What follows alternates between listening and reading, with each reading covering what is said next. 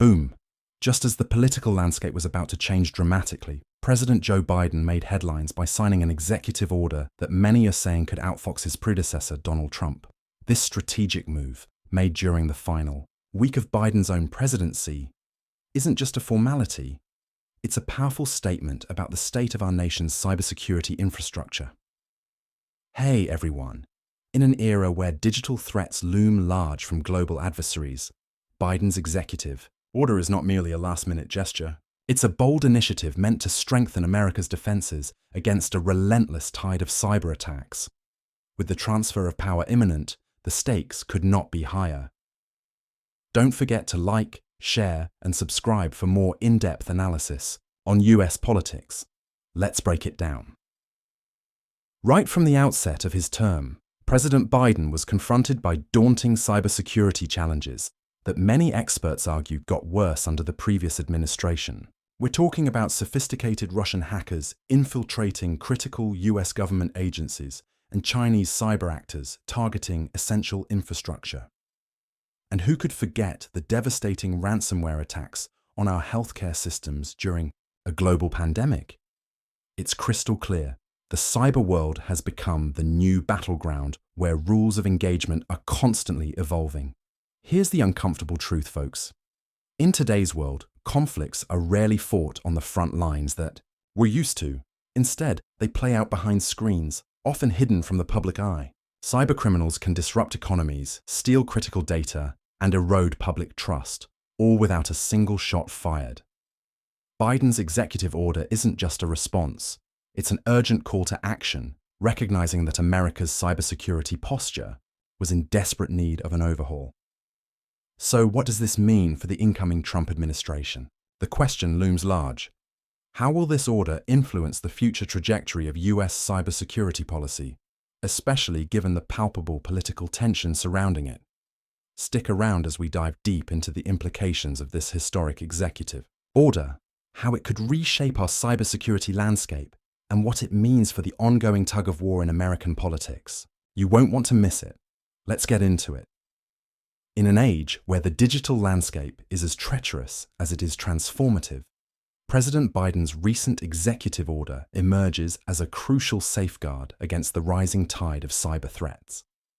This sweeping directive is not merely a reaction to past events, but a proactive strategy to fortify the nation's cybersecurity framework, weaving a mantle of protection over federal systems, critical infrastructure, and the expansive realm of the private sector.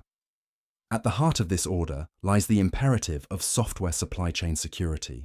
With cybercriminals increasingly exploiting vulnerabilities within software supply chains, the mandate for vendors to certify secure development practices has never been more timely or essential. This initiative sets a precedent that aims to eliminate weak links in the software chain, ensuring that only resilient software is utilized within government systems. By establishing these protocols, the order endeavors to shield the nation from the insidious tactics employed by cybercriminals, making our digital territory significantly less inviting for those with malicious intent.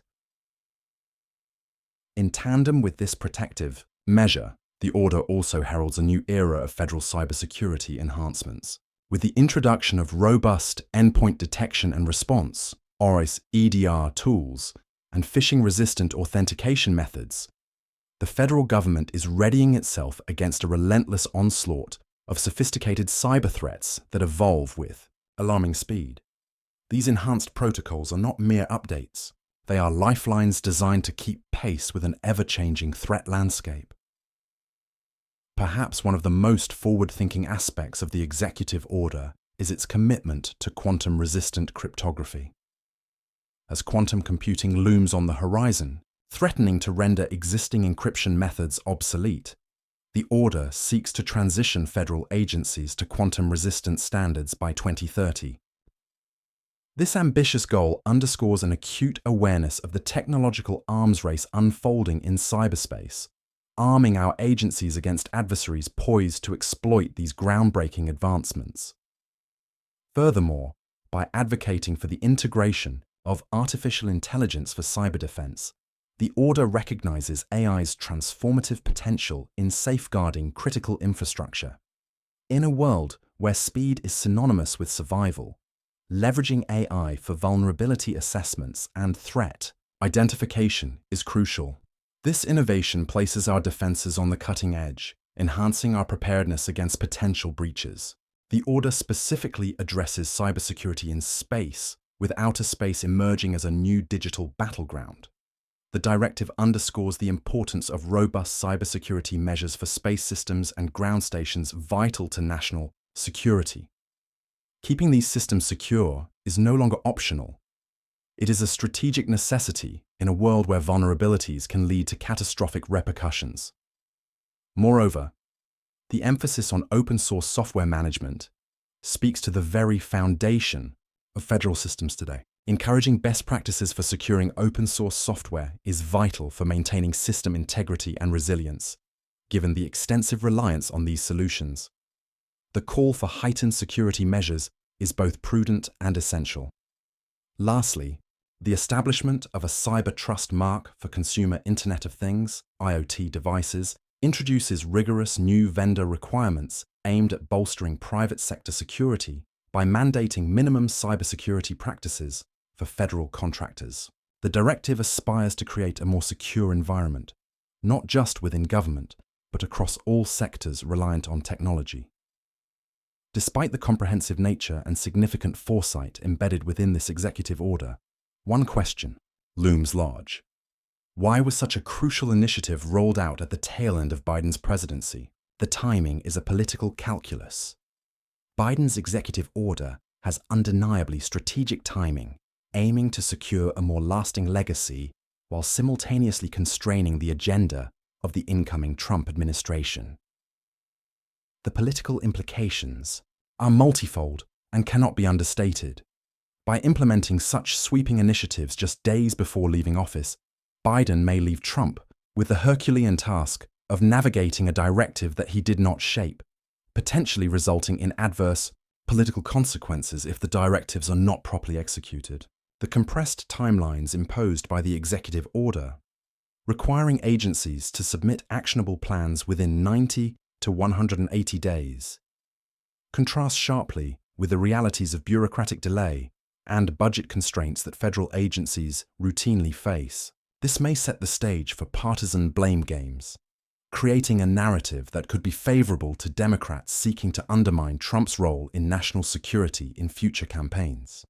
Additionally, by placing firm deadlines around key initiatives, Biden's order risks overwhelming agencies already grappling with competing priorities. Such pressures may lead to underfunded mandates, generating the very vulnerabilities that the executive order seeks to address. If the incoming administration struggles to keep up with Biden's ambitious agenda, it provides an opportunity for Democrats to point fingers, framing the Republicans as ineffective stewards of national security. The role of CISA at the heart of Biden's cybersecurity strategy is the Cybersecurity and Infrastructure Security Agency, CISA, established under the Trump administration. CISA is tasked with safeguarding national critical infrastructure. By placing additional responsibilities on this agency and substantially enhancing its role via the new executive order, Biden not only affirms CISA's relevance, but also ensures that it remains indelibly stitched into the governance of cybersecurity policy moving forward. One of the most significant features of the executive order is the requirement for CISA to validate the secure development practices of vendors selling software to federal agencies. This could pave the way for heightened scrutiny on the private sector's role in cybersecurity, raising the question of how this balance will be achieved in a space often characterized by a competitive marketplace. However, the challenge lies ahead for both CISA and the Trump administration, as CISA gears up to take on greater responsibilities without a permanent leadership team. Questions arise concerning how efficiently the agency can implement and enforce these new standards.